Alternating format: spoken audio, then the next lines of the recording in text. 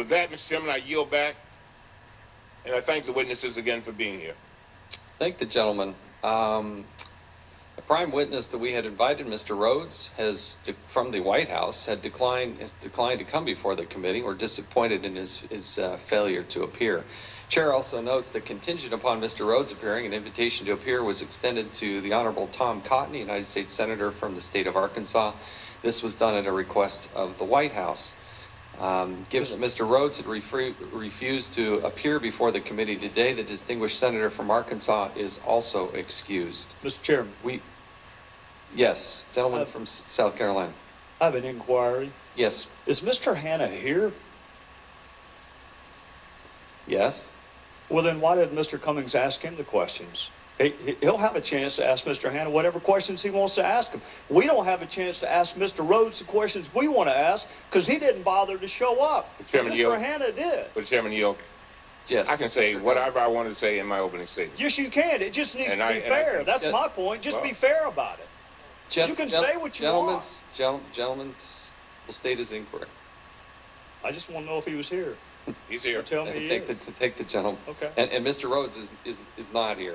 I would also note that the Democrats were free and usually, almost always, in my experience, invite a Democratic witness. But there is no Democratic witness today because you didn't invite one. Chairman Yield. Sure. Chairman, you know for a fact that we got less than the notice that's required in the rules. We did not object and went on with the hearing. You know that. I disagree with the timing issue that you suggest. You gave us the required time? Yes. I disagree with you. Okay. We'll sort that out. We have a good working relationship, Mr. Cummings and I. But Parliamentary inquiry.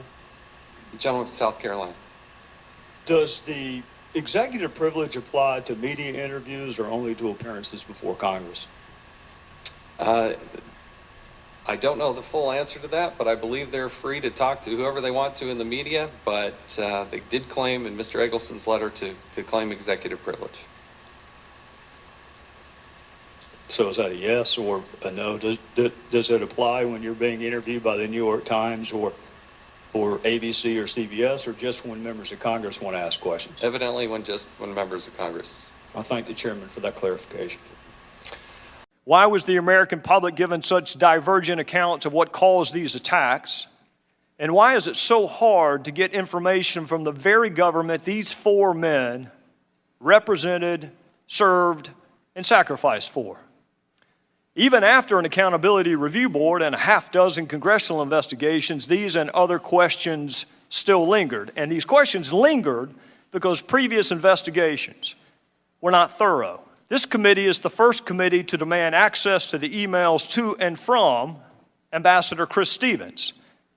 How could an investigation possibly be considered serious without reviewing the emails of the person most knowledgeable about Libya? This committee is the first committee, the only committee, to uncover the fact that Secretary Clinton exclusively used personal email on her own personal server for official business and kept the public record, including emails about Benghazi and Libya, in her own custody and control for almost 2 years after she left office. Madam Secretary, I understand there are people, frankly, in both parties who have suggested that this investigation is about you. Let me assure you it is not, and let me assure you why it is not.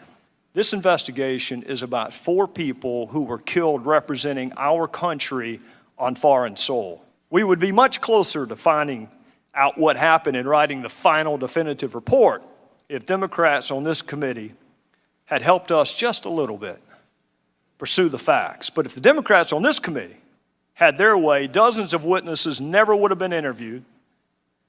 Your public record would still be private. Thousands of documents never would have been accessed. And we wouldn't have the emails of our own ambassador. That may be smart politics, but it is a lousy way to run a serious investigation.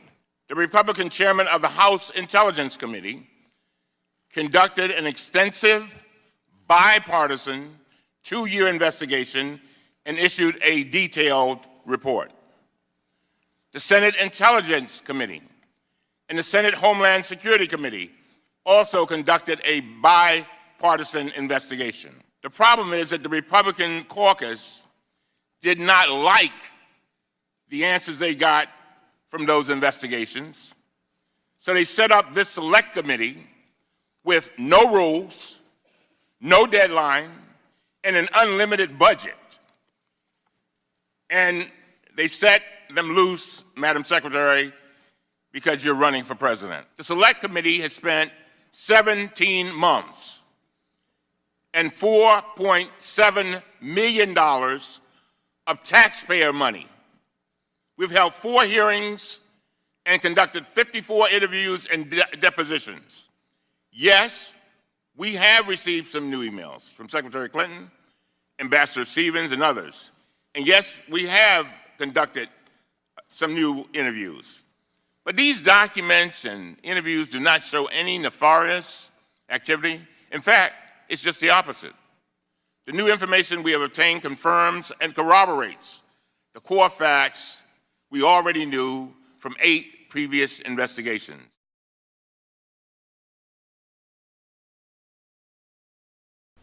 The chair now recognizes Mr. Cummings for 5 minutes. Mr. Prince, you're a very impressive witness, and I just want to ask you a few questions that cause me some concern that seems to go counter to some of the things that you've said.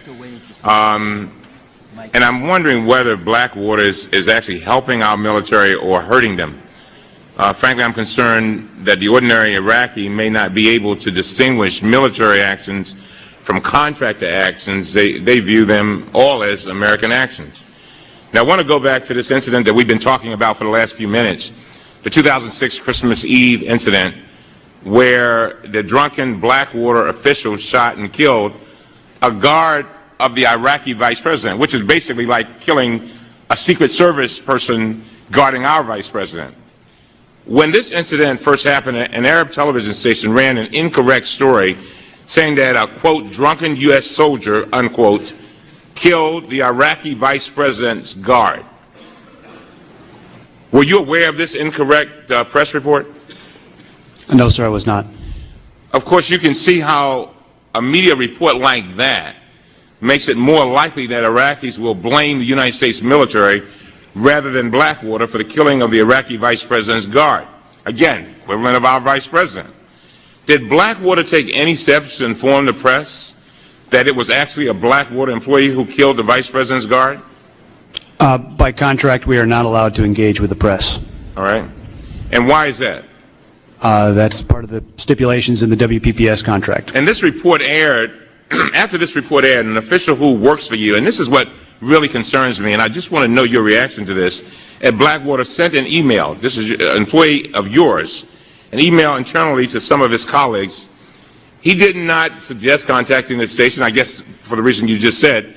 He didn't suggest putting out a press release, and he didn't suggest correcting the false story in any way. Instead, this is what the email said, quote, at least the ID of the shooter will take the heat off of us, meaning Blackwater. In other words, he was saying, wow, everyone thinks it was the military and not Blackwater. What great news for us. What a silver lining. Mr. Prince, you said in your testimony that Blackwater is extremely proud of answering the call and supporting our country. Did anyone in your organization ever raise any concerns that allowing a false story to continue might lead to retaliation or insurgent activity against our troops? I don't believe that false story lasted in the media for more than a few hours, sir. But the fact still remains that it was a false story, and we are trying to be supportive of the Iraqi government, trying to get this reconciliation, trying to make sure that they, as President Bush says that they stand up so that we can stand down. But at the same time, when these stories are put out, I think you would agree that the Iraqi people then say, well, wait a minute. The United States is supposed to be supporting our government. President Bush talks about how we have gone over to export democracy. Here is a very symbol, the vice president of the country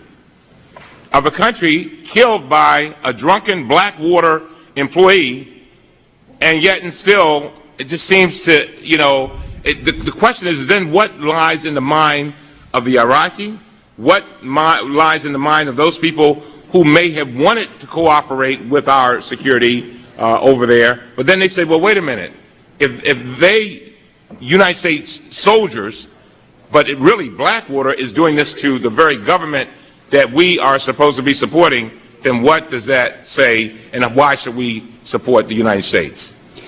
Fair question? Yes, sir.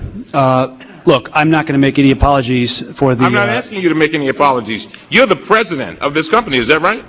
CEO. CEO, well, you're the top guy. You're one of the top guys, is that right? Pretty much, yes, All sir. right, so I'm just asking you a question about what your policies are, that's all. We have clear policies. Whether the guy was involved in a shooting that night or not, the fact that he violated the alcohol policy with firearms would have gotten him fired on the spot. That's why we fire people. We hold them independently accountable. The guy slipped away from the party. He was by himself. I'm confident that if he had been with another guy from Blackwater, the other guy would have stopped him and said, enough, you know. So contrary Again, to what Mr. Burton said, this was after hours in the green zone, wasn't it? This wasn't some mission, was it? Correct. It was right. it was on his own time. And do you understand? It was a Christmas Eve party. And I've heard not a lot of complimentary things about what you all do, and I'm sure you do a great job. But it's not about what you do well. It's the question of when things go wrong, where is the accountability? And sir, we fired him, we fined him, but we as a private organization can't do any more. We can't flog him, we can't incarcerate him. That's up to the Justice Department. We are not empowered to enforce U.S. law. Do you think more should be done? I'd be happy to see further investigation and prosecution by the Justice Department. Yes, sir. Thank you. I want to call on Mr. Micah next, but how much did you fine him? Multiple thousands of dollars, sir. I don't know the exact number, but whatever we had left due him in pay, I believe we withheld, and plus his plane ticket. Okay, thank you. Mr.